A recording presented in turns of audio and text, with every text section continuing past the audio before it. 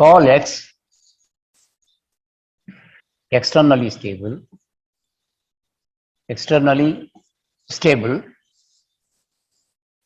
if for all y in IV minus X, there exists an X in capital X, such this will depend on Y, thus that X dominates Y. Call X, okay. Call X internally stable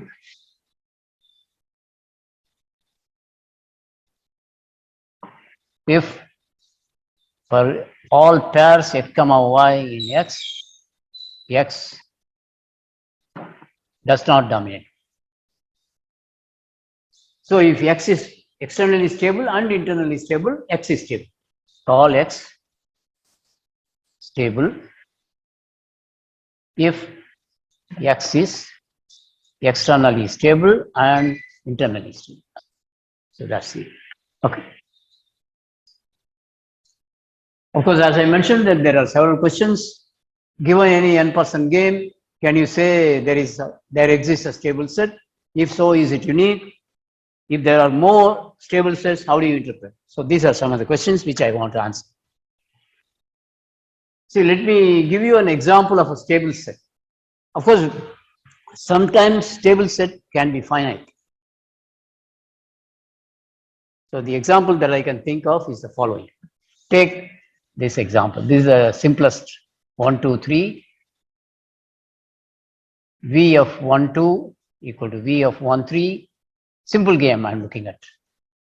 Equal to 1. V of 1, 2, 3 is 1. V of S is 0 otherwise. So this is called a simple majority game because any two element sets is a winning coalition. And singleton is losing. So here I am going to give you a stable set. Take for instance X is equal to half, 0, half, 0, half, 0, half. Three elements. This is a stable set.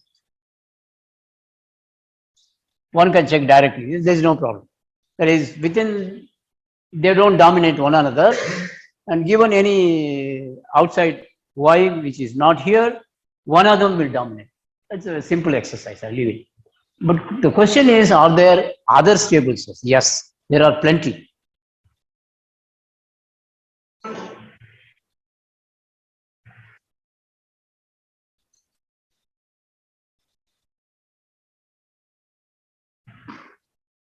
Let C be a number in the interval 0 to half, open at half.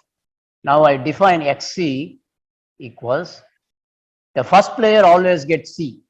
The remaining is the 1 minus T minus C. This is a probability vector. T is between 0 and 1 minus C.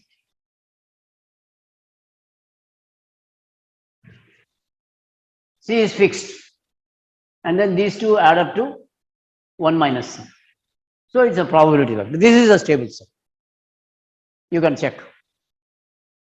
Of course, since this is a symmetric game, the C could be in the middle, and then the remaining could be T and 1 minus T minus C, or C could be at the end. So all these are stable sets. So there are infinitely many stable sets. How do you interpret?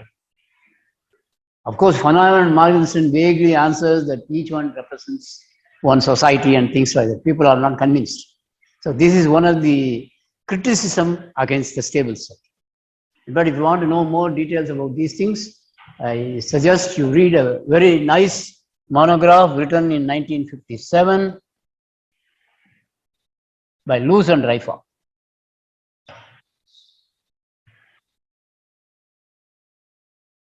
That is what happened until that time, and it's a very critical essay, critical monograph. about what has happened until now. It's a beautiful monograph also.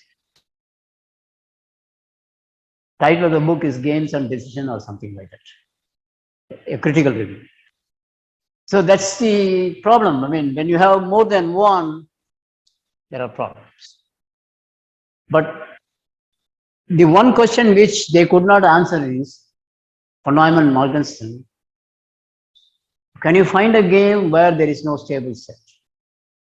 That was answered in the affirmative. I mean, there are games where there is no stable set. That was done by Lucas.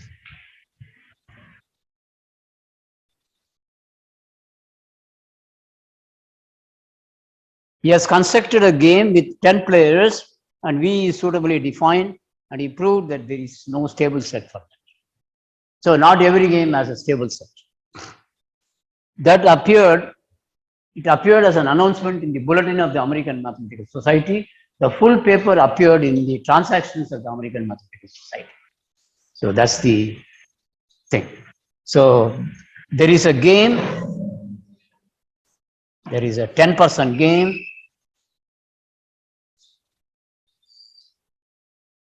With no stable set.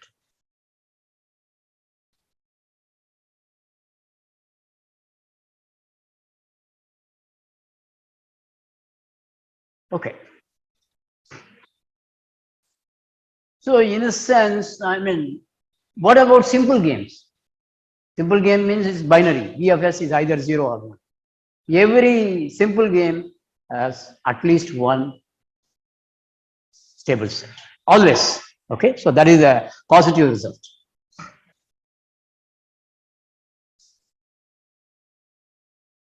Theorem. Let NV be a proper simple game.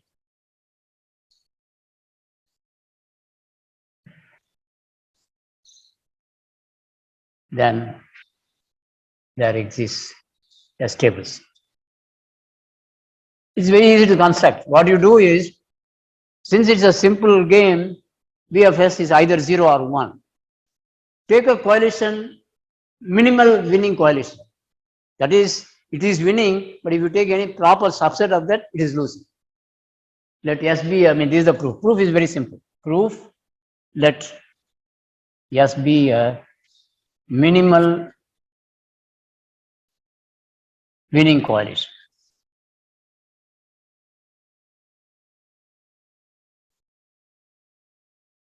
That is, V of S is 1 and V of T is 0 for all T which is not equal to subset of this. Such a minimal winning coalition exists because everything is finite. So you can always minimal winning coalition exists, no problem. Now, how do you construct the stable set corresponding to that? It's very easy.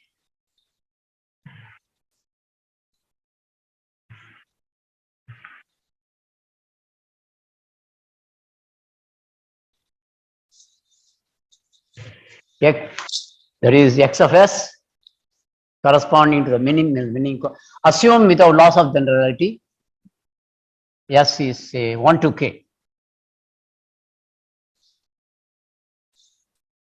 Xs is x1, x2, xk, 0, 0. The remaining n minus coordinates you put 0. These are non-negative, xi's are non-negative, and summation xi, I is equal to 1 to k is 1. This is a stable set. One can easily prove. There is nothing on it. It's a very simple exercise.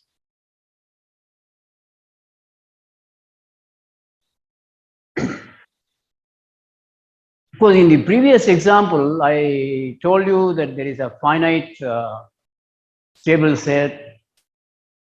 Also, I said given any number c less than half and greater than 0, xc I defined. They are the only stable sets for that game. There is no other stable set. Complete list is given. But for simple, I mean, for many games, it is difficult to characterize all possible solutions.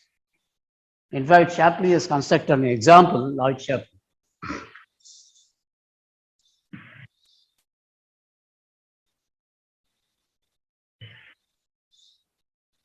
He has constructed an example. I mean, it is usually told that if you take any closed subset of that and you can write your signature and you can't, I mean, you can always construct outside that a stable set, something like that, that theorem goes. So it is difficult to characterize essentially. The game, I will tell you, the game which, in fact, even for this game, complete catalog is not known. Let me take a 1, 2, 3, 4. 4 players. 1, 2, 4, 1, 3, 4, 2, 3, 4. And 1, 2, 3, 4.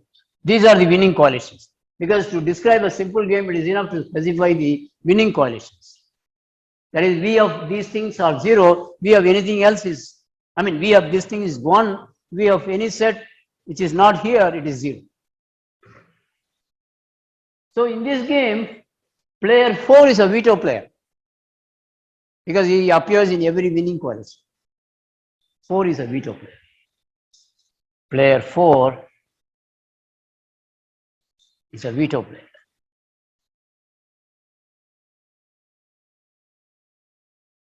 Even for this game, a complete list of solutions, stable set is not known. But this is the game which he does, and it's very complicated solutions exist. So I won't go into that. But Shapley defines what is called a product simple game and a sum simple game and things like that. And he defines, that is, this game can be described as follows. So you can take the one player, 1, 2, 3, N1 is 1, 2, 3, and the winning coalitions are 1, 2, 1, 3, 2, 3. Okay, and N2 is player 4. This is the only. So you can join this and describe this game. That is N1 cross N2. And I have defined the winning coalition for this. The only winning coalition is player 4 himself.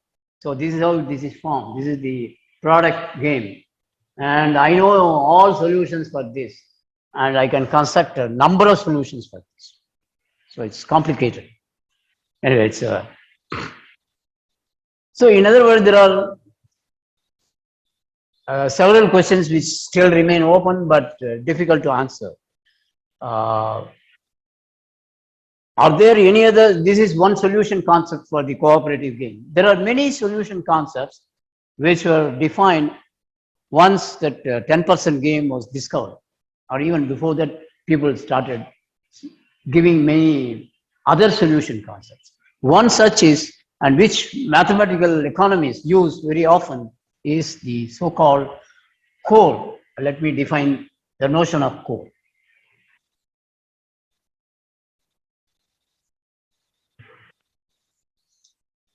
Core, which we usually define as CV, is the collection of all vectors x in the imputation space such that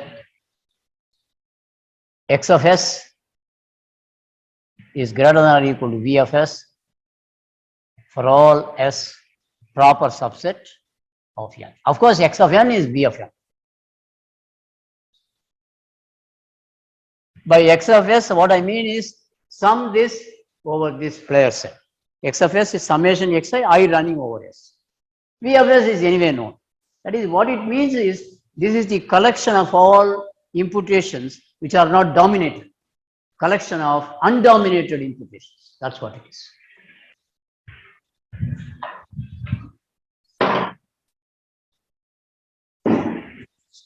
CV is the collection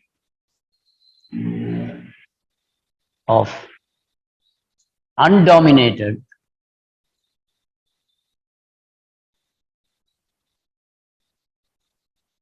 imputations.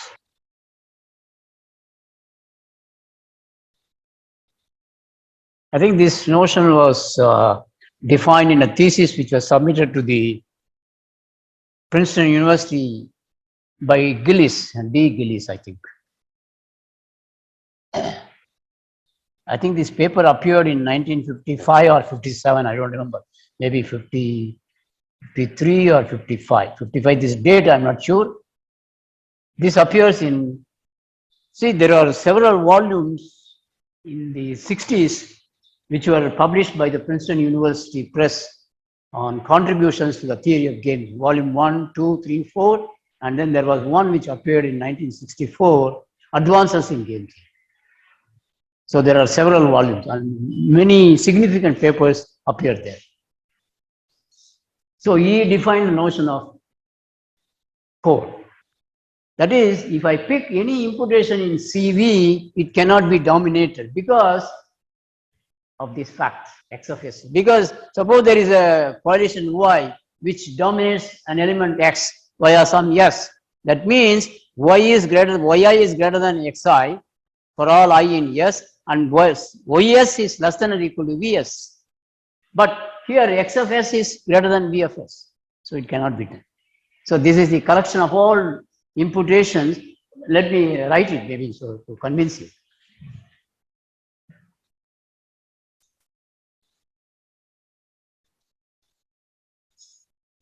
Let Z be in IV and X in CV such that Z dominates X via some correlation S. Okay, which means Zi is greater than Xi for all I in S, and Zs should be less than or equal to Vfs. This is how we define the domination relation. Zi is preferred to Xi by the players coming from S, and Zfs cannot exceed the worth of the correlations. But so this means Z of S is greater than X of S. Since X is in CV, X of S is greater than or equal to Vs. On the other hand, from the second inequality, V of S is greater than or equal. That is, V of S, because of the strict inequality, V of S is strictly greater than V of S, which is a contradiction. So clearly, the collection of, that is the reason why we say this is a collection of undominated imputations. That is, no imputation in the core can be dominated. That's what I'm saying. That is, the question is it non-empty? That is the question which I have not addressed. Is core non-empty? Unfortunately, in many games, it is empty. That's a problem. If you define a nice notion, there is no existence. That's the problem. Even let us take this game.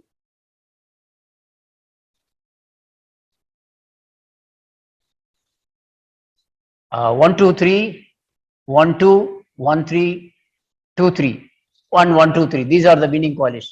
In this game, suppose I write this core for this game, CV. What does it mean? It means it is the collection of X in R3 plus non-negative vector and sum add up to 1, and summation Xi equal to V of 1, 2, 3, which is 1, 1, 2, 3, I equal to 1, 2, 3, and X1 plus X2 should be greater than or equal to V1, 2, which is greater than or equal to 1, because V of 1, 2 is 1. X2 plus X3 is greater than or equal to 1, and X1 plus X3 is greater than or equal to 1. Now add both sides. Twice X1 plus twice X2 plus twice X3 is greater than or equal to 3. But 2 times X1 plus X2 plus X3 is 2. It's a probability vector. 2 cannot be greater. So this set is empty. So there is no core for this game. Even for this simple game, there is no core.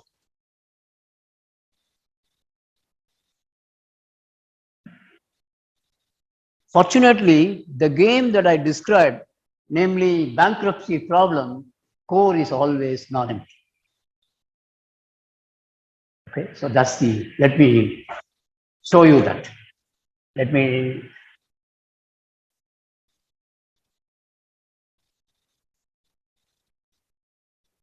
For the bankruptcy problem,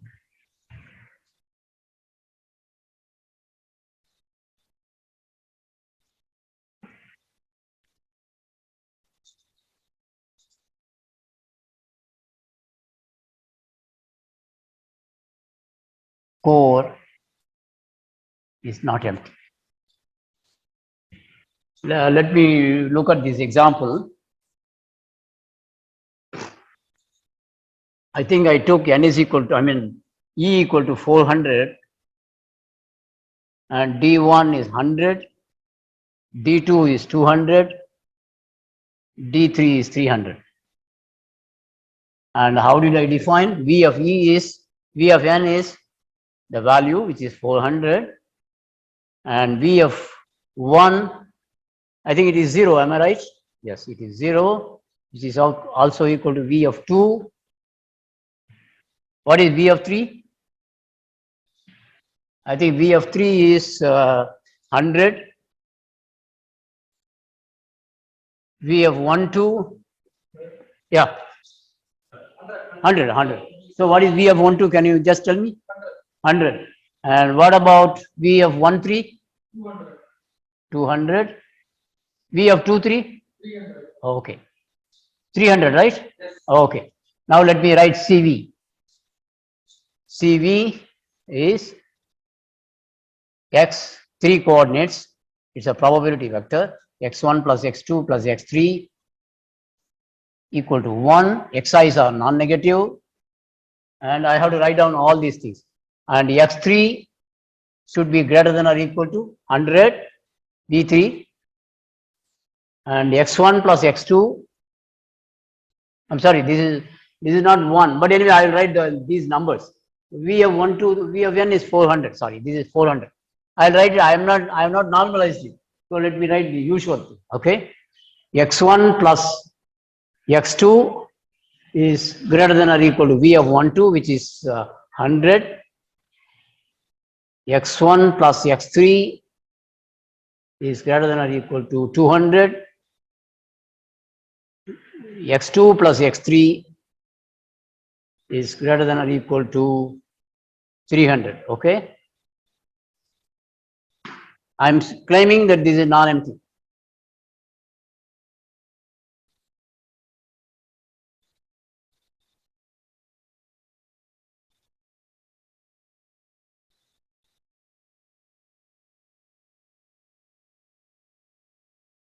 See, I can choose 100, 100, 200. Check whether this is an element. X1 plus x2 satisfies, x1 plus x3 satisfies, x2 plus x. So this is an element. That's it. 4. This may contain other elements also. Need not be, it may be, it's a convex set. 4 is a convex set. Because if there are two elements, convex combination is also a core element. Not only that, this is a stable set. That is, in the bankruptcy problem, core is not only non-empty, it is also a stable set. You can check it. I will just put it as an exercise. Show that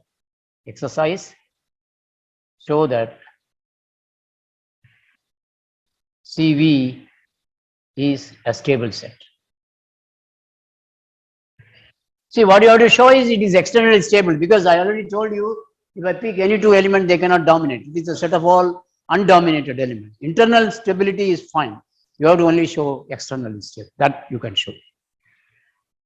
So that you can see the relation. But still, we know that the theorem of Harman and Master says the solution which they constructed for this game, that is I think the answer they have given for each player is 50, 125,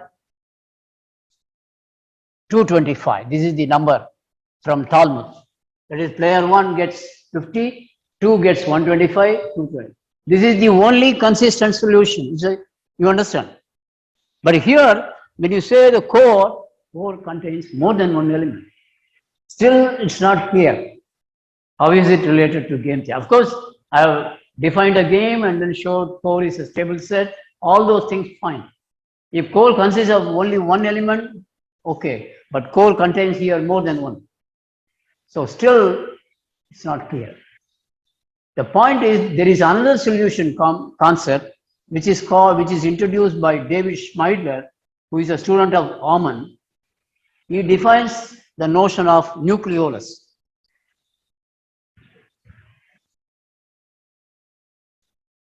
Let me erase this.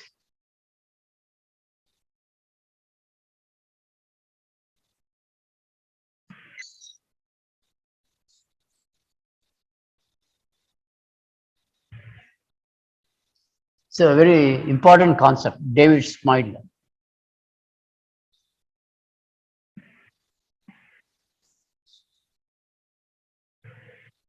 He defines the notion of nucleolus.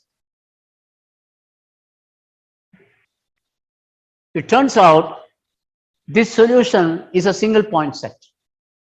Nucleolus turns out to be a single point set. And Aumann and Marshall identifies this consistent solution to the nucleolus of the game. Let me just give you the brief notion of nucleolus. I don't want to get into the details, but one can read it. It is available in Owen's book. Also in these notes which I have written with Sujata, it is also there. It's a CMI lecture notes. The last chapter deals with it. But I don't think we have given the definition of nucleolus. I think you should see the Owen's book. All right. How do you define the notion of nucleolus? Let me start saying it. It's a very nice concept. That is how they were able to identify the consistent solution with the game theory. That is the analysis finally they make. Okay. I'll get back to core a little later also, but let me define the notion of nucleolus. Okay. Let X be an element of IV.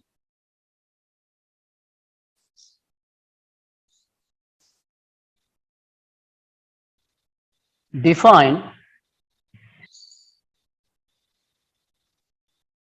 X of S for every S, for all S subset of N, define X of S equal to, I'm sorry. Yeah. X's of S given X, which is nothing but V of S minus X of S. V of S is given by the given problem, NV. And by X of S, what I mean is summation Xi, INS. This is the Xs. That is how far this Xs differs from the actual worth of the coil is. Now this you can do it for every S, including the empty set. Okay. Now I construct a vector theta x. This is the definition. This is a vector in R2n. Theta x is a vector in R2 power n. Because because n contains n elements, player set. So the cardinality of the power set is 2 power n. Okay. So this theta, because this I am going to calculate for each S, E S1x, S2x. But then don't write arbitrarily. You arrange this in a decreasing order. That is E of Sx, you can compute for each S which is a subset of N. Okay. So it is going to create a vector in R2. I don't want to write arbitrarily. What I do is the first element is the maximal of them. Second element is the second maximum. That is E of S, that is the first theta 1x is max of E S x, yes, a subset of N. because x is fixed.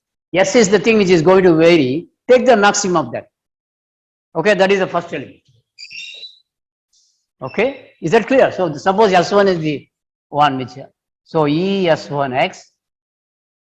The next is you leave out S1, take the maximum of ESX, leaving out, that is S2. So E S2x.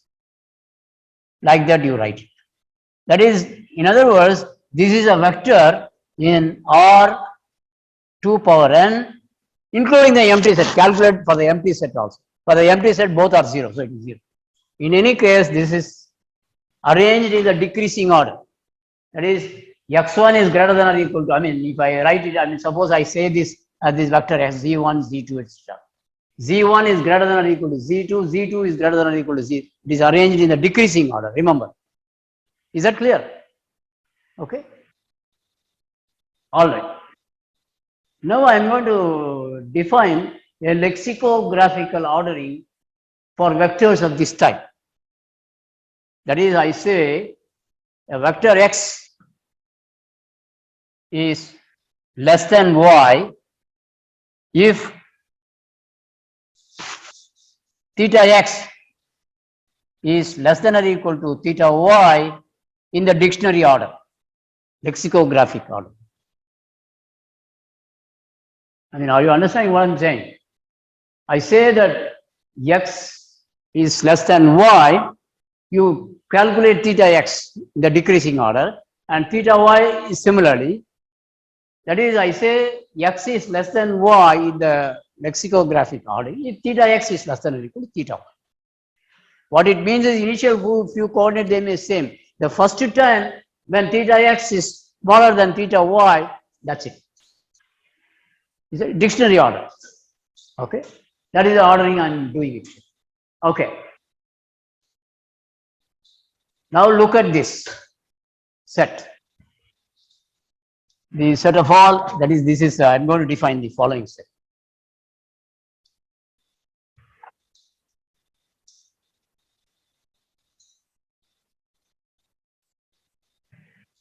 NV, this is the nucleolus of the given game. It is the collection of all x such that x is theta x is less than or equal to theta y in the lexicographic ordering for all y in IV.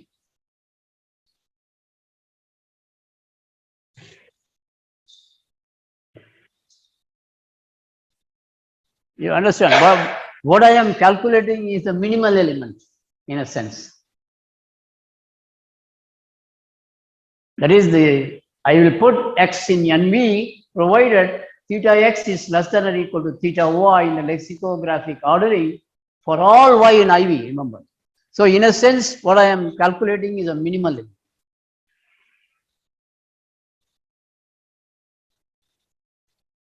Now what Schmeidler proves is this set contains just one element. There is only one minimal element. And that he calls it as nucleolus. And but it is one of the difficult problems to calculate the nucleolus. Only for certain classes of games it is calculated. There is one of the problems which is still not resolved in the sense that it's a tough problem. Nucleolus consists of this, is Schmeidler's theorem.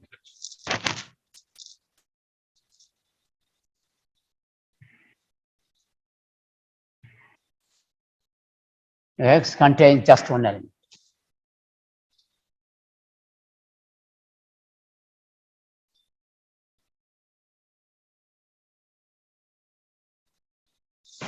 And that element is the nucleolus of the game. And Aumann and Master were able to identify the consistent solution with the nucleolus of the game which we construct. So that is the game theoretic analysis.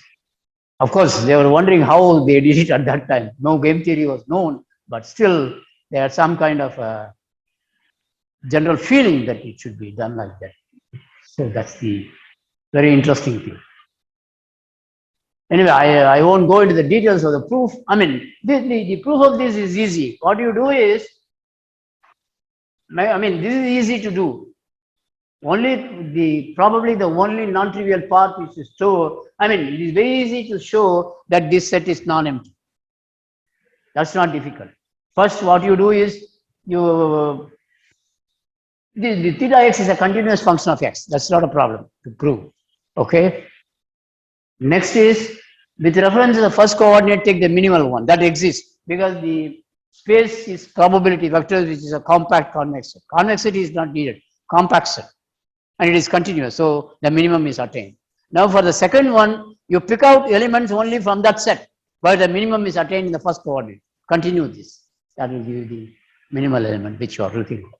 But the other one, you need a proof.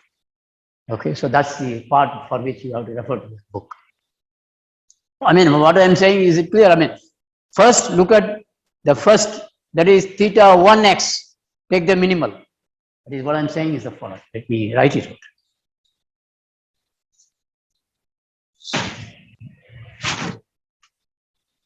That is x1 construct. X1 is the collection of all x such that theta 1 z minimum of this equal to z in IV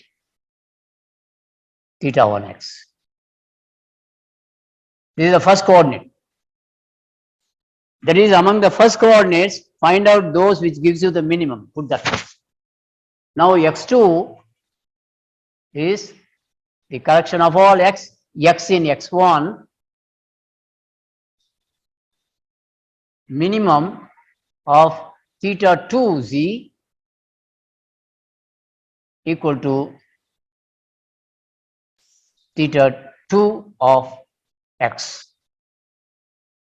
That is, from this set you can prove is compact. Once you know the given set IV is compact, it is easy to show that this set. So keep doing it. There are only finitely many. At the end you get an answer. That is, among the second coordinates, pick out those which attains the minimum. So go down up to 2 power n. You can show that that element is the element which you are looking for. So the set IV, I mean NV non-empty is not a difficult thing. It's a straightforward calculation. But to show that it is a unique element, you need some argument. That is a bit. It's not easy for me to write it, so I'll just leave it. So this is how they identify the game which I started with, namely bankruptcy problem. Consistent solution is nothing but the nucleolus of a game associated. So that's the okay. Now I'm going to tell a little more about the code. And also I will identify these things with some statistics also.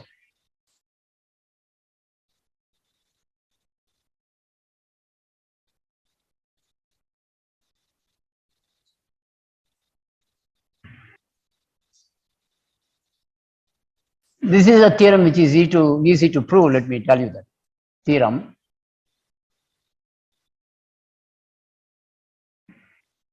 Let CV be non-empty. Suppose CV is a stable set.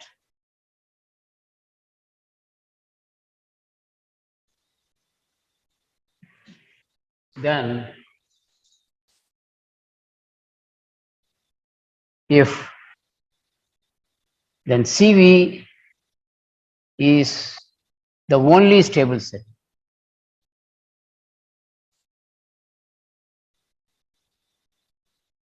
That is, for such games, the uniqueness is obtained. If it turns out, for example, bankruptcy problem, I already told you CV is a stable set. That is the only stable set. There are no other stable sets. So if you know that for a certain game, core is non-empty, and if it turns out to be a stable set, then that is the only stable set. Let me give you, it's very easy to prove. Let me indicate it. Let x not equal to CV and x is a stable set.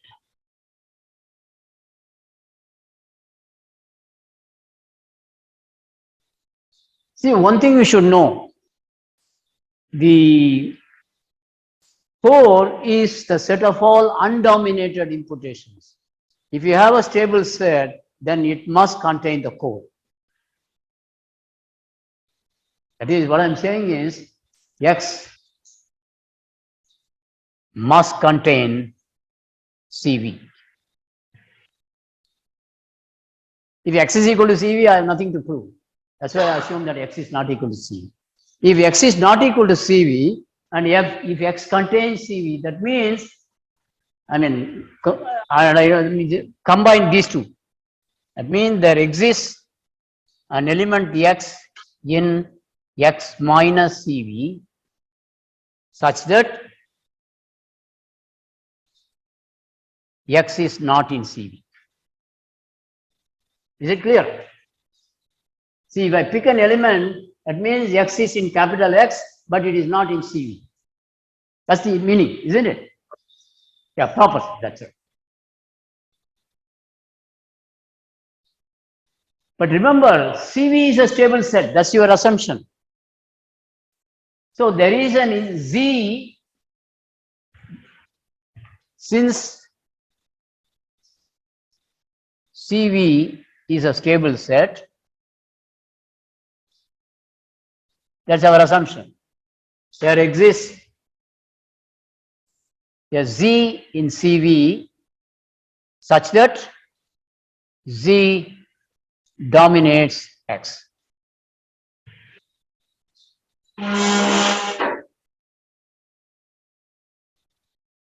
Is it okay? Because there must, because it is externally stable. Remember, CV is externally stable. So there is a Z such that. But what about X? X comes from. I mean, this X is in capital X. X is in capital X. But since X contains ZV, Z is also in X. Note, Z is also in X because of this. Because this Z is in CV and X contains Z. So this Z must be in capital X. Is it okay? But what is happening? I have two elements in capital X dominating one another. That means X is not internally stable. But we know that X is a solution. That's what we assume. So there cannot exist any other stable set other than CV. That is, it is a unique stable set. If core is a stable set, that is the only stable set. Okay?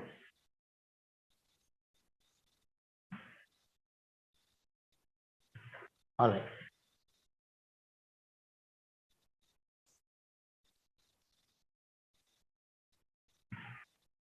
See, actually, the Staffin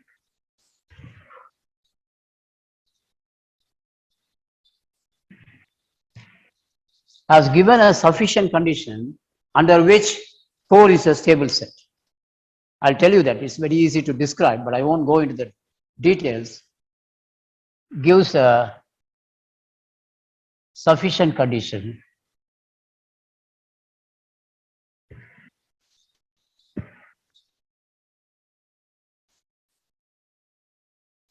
under which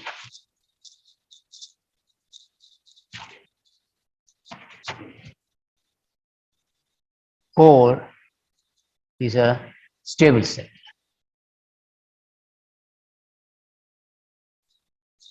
Let me give you a brief description of that, what he has done, because it's an interesting result.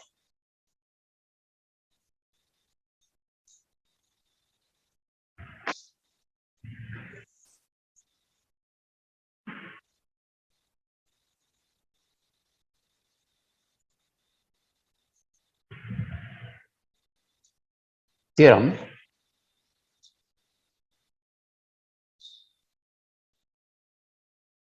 Let CV be non-empty. Assume CV to be large. Of course, I have to explain this term large. Then CV is a stable set.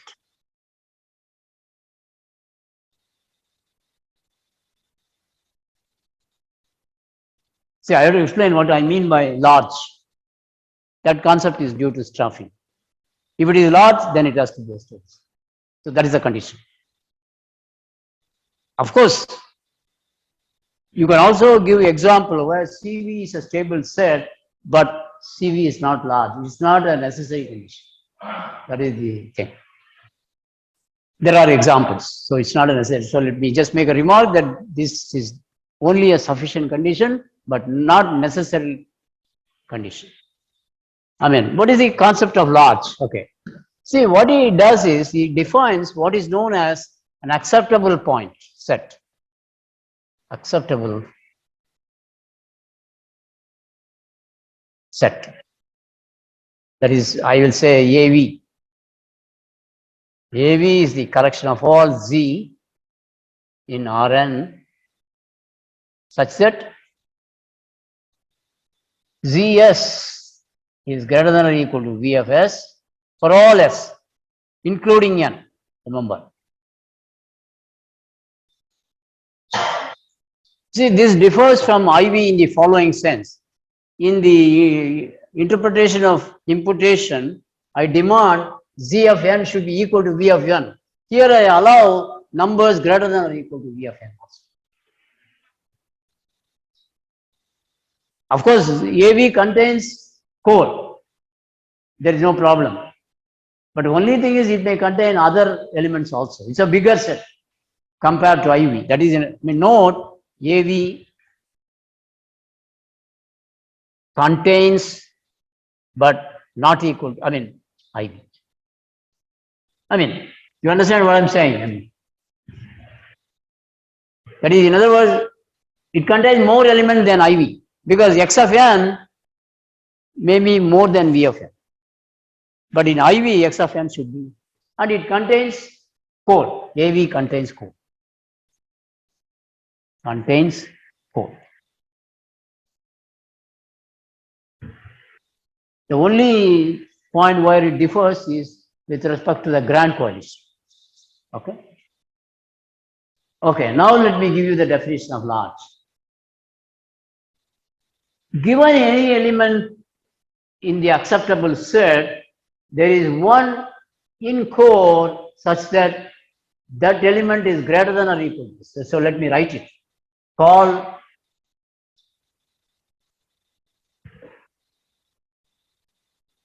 CV large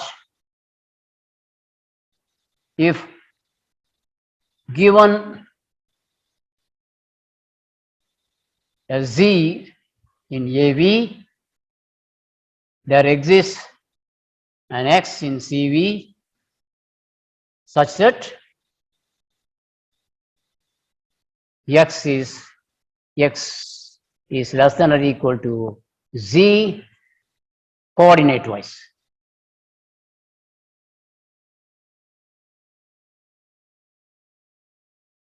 That is, in other words, given any element in AV, I can find one in CV such that Xi is less than or equal to Zi for every I.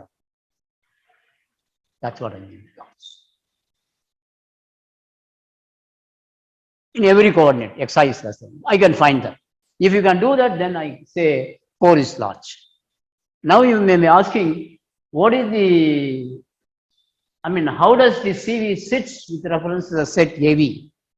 In fact, if you look at the what are called lower boundary points, I don't know, I mean, you are aware of the concept lower boundary point. Let me define what it is, and then it's a mathematical concept.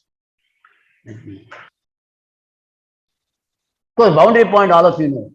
I have to now define what is a lower boundary point.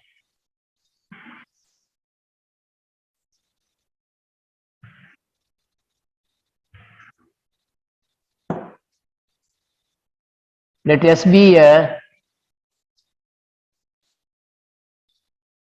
I mean, whether you need convexity, I don't know, but let me, to avoid unnecessary trouble, I will say that. Let S be a non-empty convex set.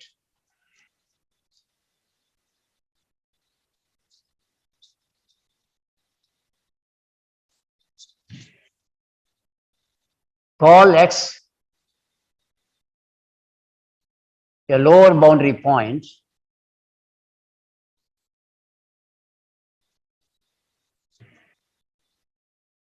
of S if Q of X intersection, the closure is precisely the point X. See, if S is convex, S bar is also convex. Closure means I include all the limit points with respect to that. So it's a, I have to define here the notion of this. That is, the QX is the collection of all Y such that Y is less than or equal to the X coordinates. For example, suppose I draw it, suppose this is my X. By QX, I mean all points in this. Because if I pick anything, suppose I pick a Z here, Z will be less than or equal to X, coordinates. That's what I mean by QX. QX is a convex set. So if I intersect that set with S bar, the only element common to both S bar and QX is X. Then I call X lower boundary point. Let me give you some examples of lower boundary points.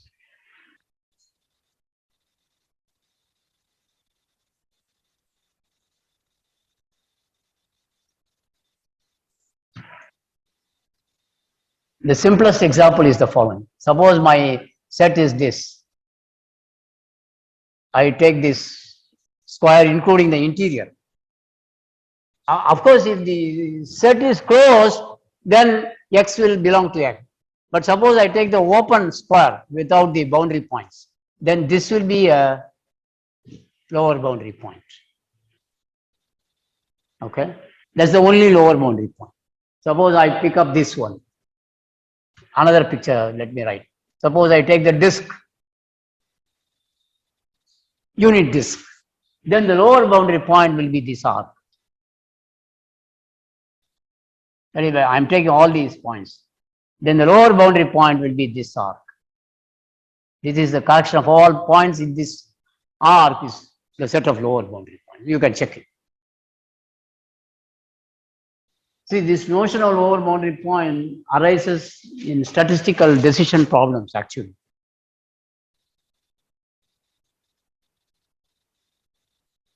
So this is the lower bound. So the geometric nature of CV with reference to AV is the collection of lower boundary points of this set coincides with CV. That's what I'm saying.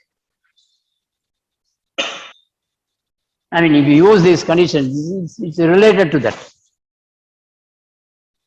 That is, it is sitting as a lower boundary point for the collection. If this is satisfied, this condition is core is large.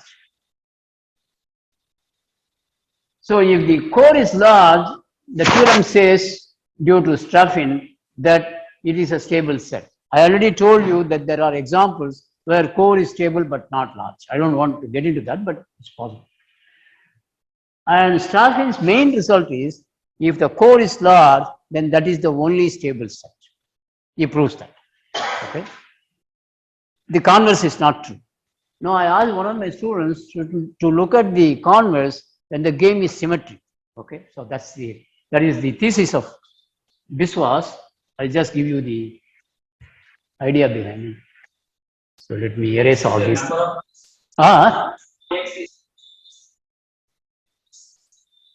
Only when it is closed, not otherwise. So here, if I take the open set, leaving out the boundary, then this need not belong to that set.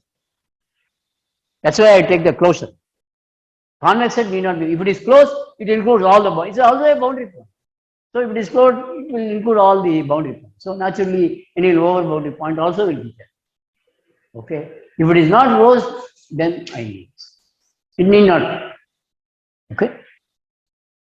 Okay. Now let me tell you the notion of symmetric game in the cooperative game theory.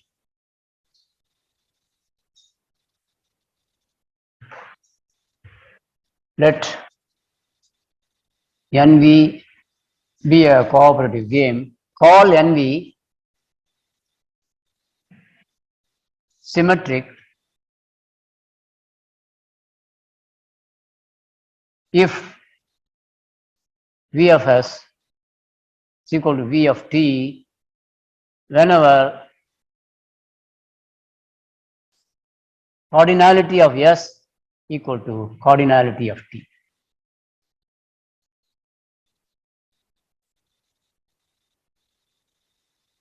That is, in other words, it is simply a function from 0, 1 to n to the real numbers.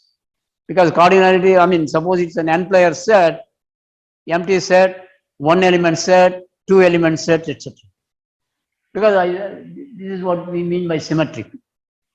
So it is simple, I mean, you can identify that with a function which takes 0, 1 to n to real numbers, or 0, 1, normalization. You can view that way. So Biswa's thesis essentially proves the following result.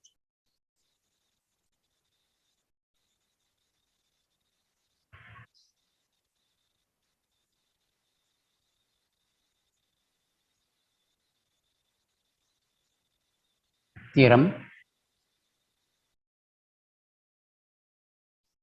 Let NV be a symmetric game.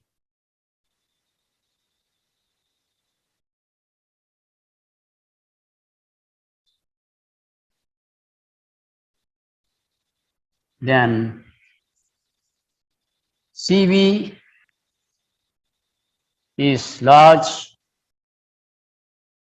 if and only if CV is a stable set.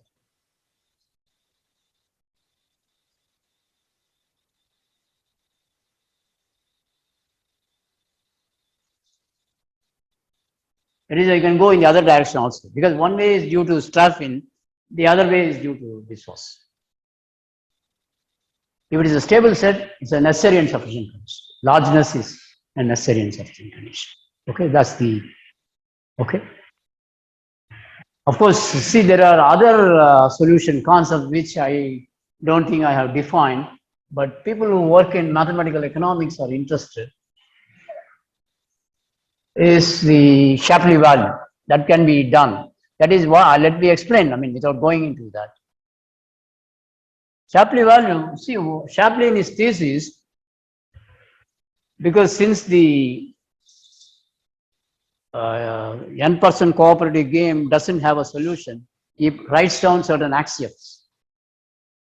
And then he shows the only function which satisfies those axioms is the Shapley value. That is, it's a point estimate, something like in statistics, there are two things. One, you can give an estimate which falls confidence interval and point estimate. Point estimate means you precisely say x bar is the estimate. Otherwise, you say that x bar will lie between two numbers in an interval. So Shapley value is like Schmeidler thing is a 1 point solution concept. Okay, so that's what it does. I don't want to get into that, but it can be done. Okay.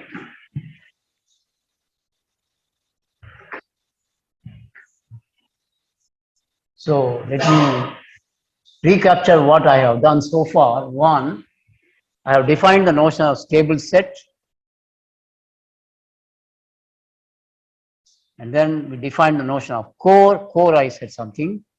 And then Shapley value, I have not done much, but one can read Shapley value. It's a very interesting thing. Many people do this. So these are the things. And nucleolus.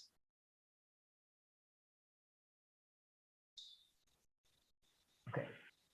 These are some of the things. Of course, I have not done much. I said something, this one, and also this one, and this one. Okay. See, this nucleolus also occurs in airport problem.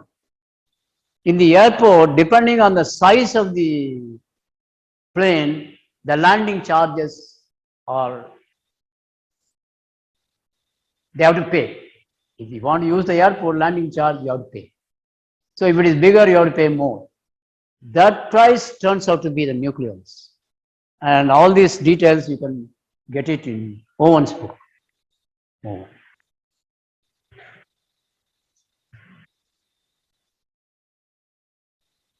Owen's book on game theory. Okay. How many minutes I have more? Wind up. Okay. I'll give some reference. I mean, with reference to many of these concepts.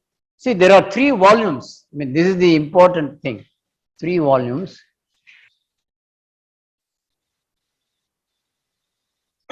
Handbook on game theory. Because in every subject, you have handbook in mathematics, statistics, everything. So there are 3 volumes on handbook on game theory, edited by Aman and his student Sajiv Hart. It was published sometime during the year 2000 to 2002. And many of these concepts are written by experts in that area. So you can see that. And these 3 volumes are available in IMSC as well as in ISI Chennai Center. So if you are interested, you can go there and get a view of what is going on. All these are explained and many more. Top experts in that area. So this is what I want.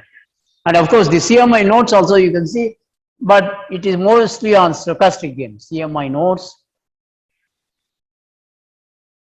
written by Sujata and me. So this was written in 2020, but mainly concentrates on stochastic games because that is a title, stochastic games and related topics. But there is a chapter on n% thing, but you can get some idea. But not all the concepts are explained. But so I'll stop.